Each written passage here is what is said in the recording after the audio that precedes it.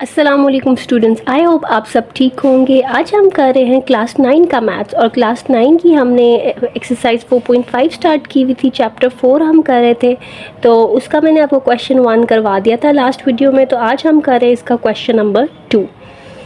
So let's start.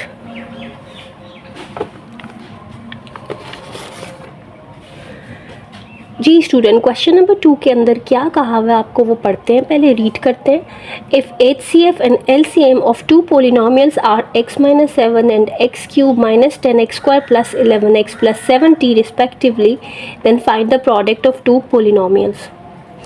इसमें आपको दिया हुआ है HCF और LCM।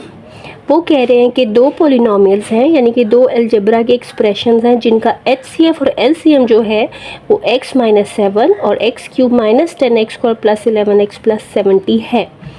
यानी जो पहले लिखा हुआ है, जैसे HCF पहले लिखा है तो HCF ये है, और LCM बाद में लिखा हुआ है तो ये बाद वाला जो है वो है LCM। तो आपने क्या फाइंड करना है, आपने फाइंड करना है उन पोलिनोमियल्स का प्रोडक्ट। तो चलें शुरू करते हैं। स्टूडेंट्स, क्वेश्चन मैंने कॉपी कर लिया है, अब हम इसको सॉल्व करते हैं। बिस्मिल्लाहिर्रहमानिर्रहीम। अच्छा स्टूडेंट, आपको क्वेश्चन के अंदर कुछ ना कुछ इन्फॉर्मेशन दी होती है जिसको यूज़ करके आपने अननोन को फाइंड आउट करना होता है, यानी आपको वो मालूम करना होता है जो आपको नहीं पता। तो इन्फॉर्मेशन जो दी होती है उसको आपने आइडेंटिफाई करना है पहले, यानी आपने ढूंढना है कि आपको क्या दिया हुआ है।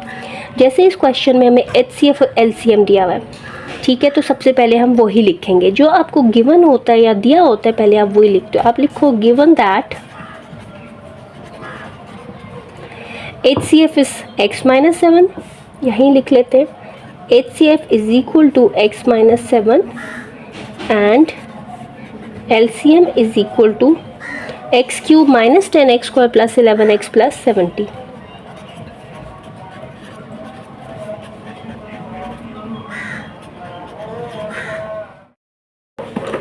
तो ये इन्फॉर्मेशन हमें दी हुई है, गिवन है कि HCF ये है, LCM ये है, और आपने फाइंड क्या करना है, प्रोडक्ट ऑफ टू पोलिनोमियल्स। ठीक है, यानी वो दो कौन से एक्सप्रेशन थे जिनका HCF ये और ये आया है, उन दोनों एक्सप्रेशन का प्रोडक्ट फाइंड करना है। तो हमारे पास प्रोडक्ट फाइंड करने के लिए एक फॉर्मूला होता है, वो हम लिखते हैं। Product of two polynomials is equal to HCF multiplied by LCM।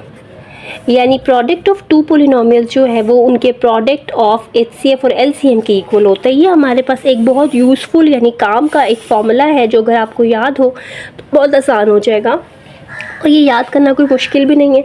आपको पता है मैथ्स में फार्मूलाज बहुत इंपॉर्टेंट है। अगर आपको फार्मूलाज आते हैं तो मैथ्स आसान है, और अगर फार्मूलाज नहीं आते तो मैथ्स बहुत मुश्किल हो जाता है। So it's better to learn these formulas first. पहले आप ये लर्न करें, बहुत आसान है कि दो अलजेब्रा के जो पोलिनोमियल्स हैं उनका जो प्रोडक्ट होता है वो हमेशा उनके LCM और HCF के प्रोडक्ट के इक्वल होता है।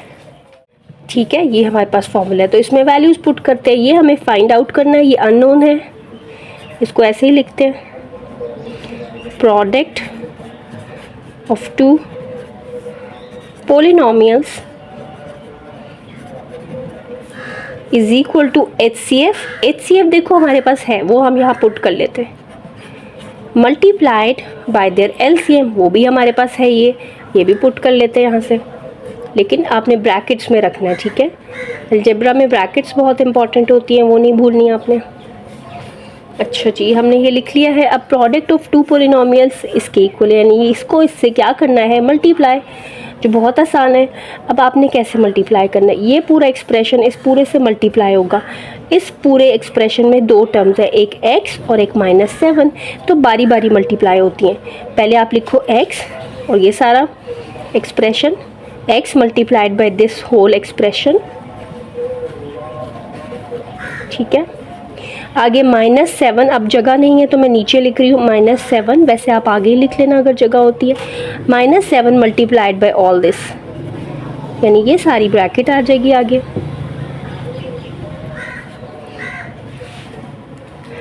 अब देखो, अब इसको सॉल्व कर लो, अब तो बहुत आसान हो गया। x को इस सारे से मल्टीप्लाई करना है। इसमें है 1 2 3 4 टर्म्स, तो चारों से बारी बारी, इससे भी होगा, इससे भी होगा, इससे भी होगा और इससे भी होगा।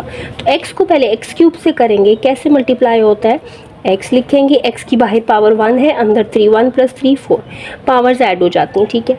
आगे है माइनस, वो मैंने लिखा x × 10x² 10x³ हो जाएगा, क्योंकि बाहर 1 पावर अंदर 2, वो 3 होगी। x × 11x जो है वो 11x² हो जाएगा, प्लस x × 70 70x हो जाएगा। उसके बाद है -7 मल्टीप्लाई बाई ये सारा, तो ये भी इसी तरह होगा। 7 पहले इससे, फिर इससे, फिर इससे और फिर इससे मल्टीप्लाई होगा।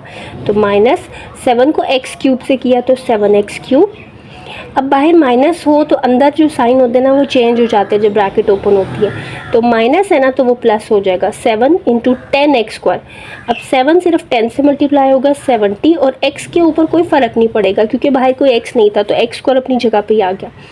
अच्छा, आगे प्लस है तो वो भी क्या हो जाएगा, माइनस, क्योंकि बाहर माइनस था।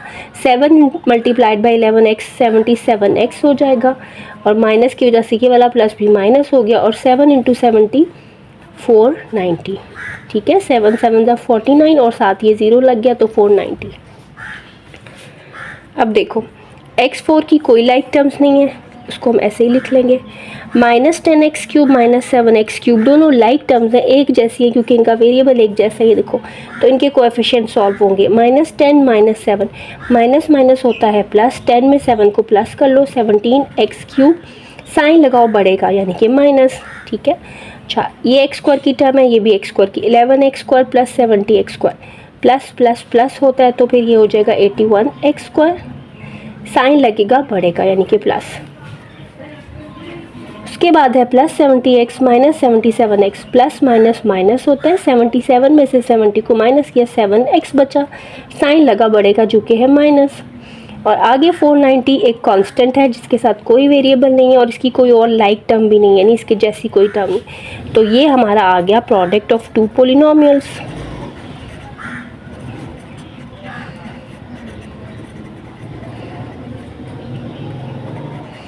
So product of 2 polynomials is equal to x4 - 17x³ + 81x² - 7x - 490।